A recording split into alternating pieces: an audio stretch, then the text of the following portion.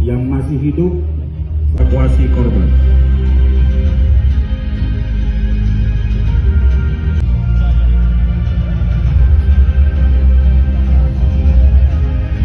Didirikan oleh tim medis. Bapak Gubernur dan seluruh tamu, dan kali ini dapat kita saksikan tenaga kesehatan tengah melakukan kembali triase penggawat darurat. Satu korban tengah diperiksa dengan teliti dan tentunya akan kita dengarkan hasilnya.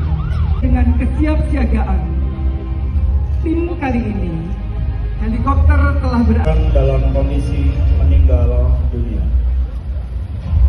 Sementara itu, korban yang membutuhkan penanganan cepat sedang dilarikan menuju titik penjemputan yang akan menggunakan luka berat dan segera akan dievakuasi menggunakan heli yang telah berada di tempat yang telah disediakan.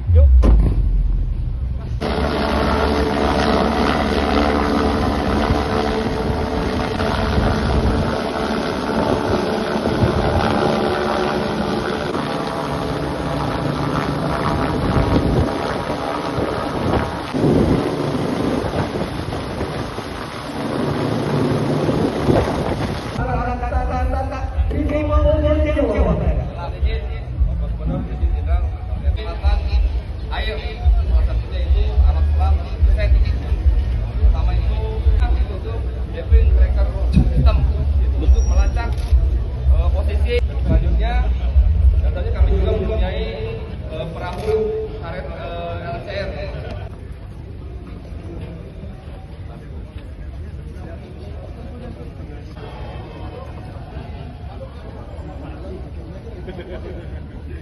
Polda Jabar, ini sama-sama Polda Jabar. Untuk kami jelaskan, di sini ada yang namanya tim Raspol dalam rangka penyelamatan untuk mendeteksi korban bencana.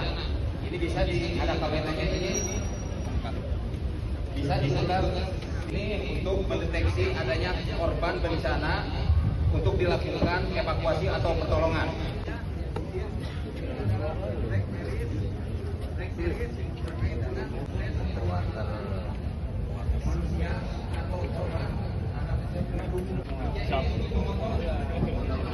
air dan tahan karat.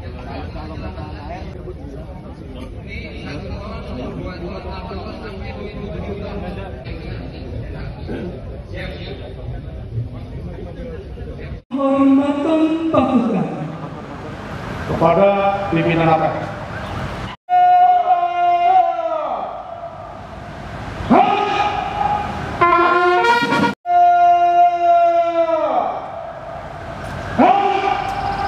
Dilanjutkan pemeriksaan pasukan.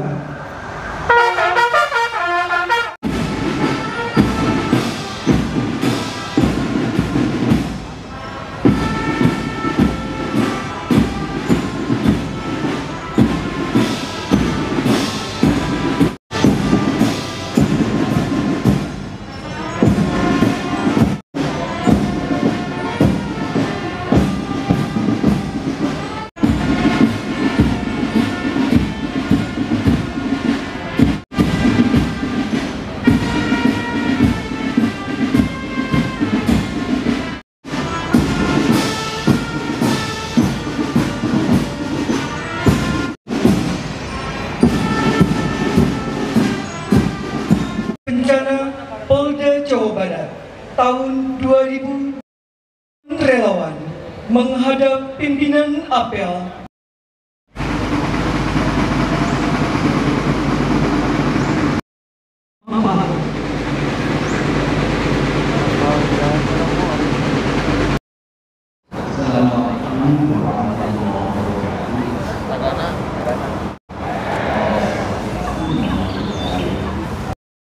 Yang hari ini jajaran Polri menginisiasi kesiapsiagaan kita dalam menyelesaikan, menangani berbagai problem bencana di seluruh Indonesia. Dan Pak Kapolda tentunya wilayahnya adalah Provinsi Jawa Barat. Dan kita bisa melihat dari rangkaian tadi, ada beberapa yang sudah dimiliki oleh kita, ada beberapa yang belum dimiliki. Dengan rangkaian yang dilaksanakan kesiapsiagaan dalam bentuk apel, akhirnya kita bisa memahami kekurangan-kekurangannya. Saya sampaikan tadi kekurangannya misalnya pada daerah yang terjadi bencana jalan biasanya hancur, infrastruktur hancur, dan di situ selalu pengalaman saya kesulitan transportasi. Pakai apa? Biasanya waktu itu di Sukabumi saya berinisiatif ngumpulin off-roader untuk segera bisa menuju lokasi yang paling terangkut. Nah, nanti itu saya sudah minta misalnya Dinas Kesehatan sudah siapin dong mobil ambulan dengan kelengkapan medikalnya yang itu memiliki kualifikasi off-roader yang bisa turun naik ke daerah-daerah curam. Yang kedua, di daerah perairan kita belum memiliki rumah sakit terapung. Dan saya sudah minta siapkan rumah sakit terapung, siapkan untuk wilayah utara dan wilayah selatan. Ya, tahap pertama bisa 4 rumah sakit terapung, 4 mobil perahu ambulan. Kemudian yang berikutnya adalah kelengkapan lainnya. Motor sudah saya lihat siap, mobil yang lainnya sudah siap.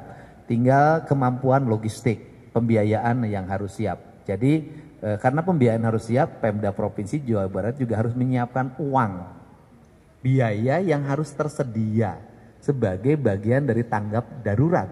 Karena kalau bencana itu nggak pernah pilih kalender. Misalnya saya pilih nanti di akhir Desember kan nggak bisa, atau awal Januari kan nggak bisa. Kita siap. Kemudian yang berikutnya adalah konektivitas gerakan. Maka tadi saran Pak Kapolda saya sepakat banget, di Gedung Sate ini dibuat ruangan sebagai call center. Kemudian seluruh komponen baik dari TNI, Polri, Basarnas, Dinas Kesehatan, BMKG, kemudian siap di sini. Layarnya terpampang, apa yang harus digerakkan, seluruh mobil-mobilnya di sini. Dan kemudian juga kami akan menyiapkan seluruh komponen jaringan kesiapsiagaan di 5 kantor gubernur wilayah. Kita akan nyiapkan di Bogor, kita nyiapkan di Garut, nyiapkan di wilayah Purwakarta, nyiapkan di Cirebon, dan yang terakhir kan di sini di Bandung. Nah, kemudian dalam mengantisipasi itu juga kita harus memikirkan sesar Lembang. Nah, kantor gubernur wilayah itu adalah antisipasi komando sesar Lembang. Dan dari komando sesar Lembang itu dalam analisis akademik yang paling aman tuh komandonya di Cirebon, karena itu yang paling terbebas. Dan kemudian agak aman sedikit Purwakarta. Ya, kan ini 2 itu karena kalau Garut, kemudian Bogor, Bandung ya kan udah menjadi pusatnya. Ini kan harus dipikirkan secara komprehensif oleh kita semua. Nah, kemudian yang berikutnya juga kita hari ini harus mulai realistis dan objektif. Kita dihadapkan pada 2 hal. Satu sisi negara lagi membangun. PSN harus bergerak, industrialisasi harus bergerak. Orang harus ngambil kuari, mindahin tanah jutaan ton dari satu tempat ke tempat lain. Kemudian ngambil pasir dari satu tempat ke tempat lain, batu. Tetapi di sisi lain bahwa pengambilan itu harus dihitung. Ketika tanah digeser sekian juta ton, berpotensi nggak menimbulkan bencana besar? Ketika batu digeser, berpotensi nggak? Ini juga harus dihitung dengan baik. Sehingga kemarin saya sangat hati-hati untuk membaca gejala-gejala tentang penambangan. Termasuk pada hari ini saya sudah meminta untuk melakukan mitigasi di daerah mana sih yang masih ada penambangan tetapi potensi bencananya tinggi. Mau tidak mau kita pilih mana?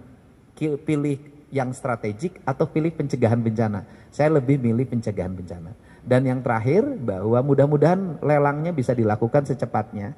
Di 2026 kita akan Pemda Jabar itu memiliki radar. Karena selama ini nggak punya radar ternyata Pemda Jabar.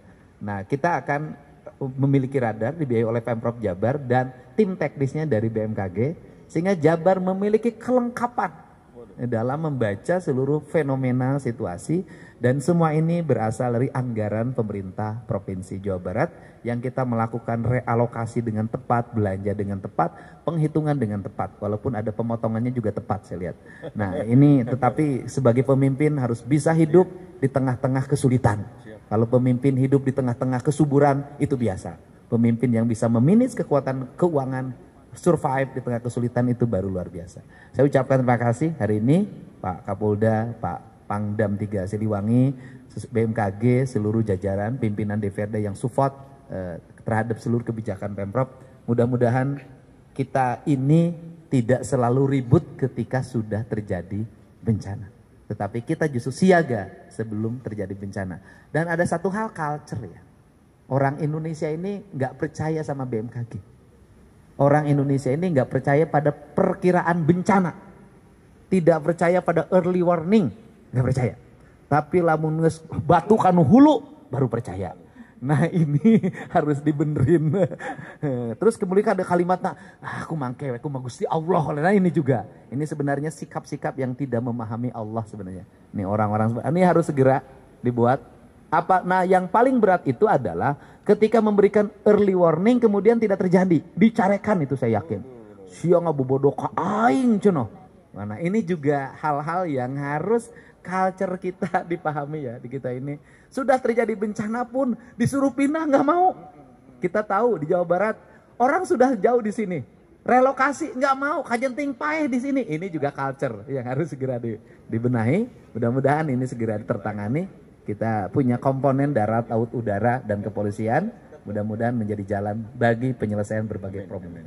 Terima kasih, saya langsung jawab saja ya. Tentunya secara teknologi kita punya BMKG tadi dengan diperkuat dengan radar baru segala macam.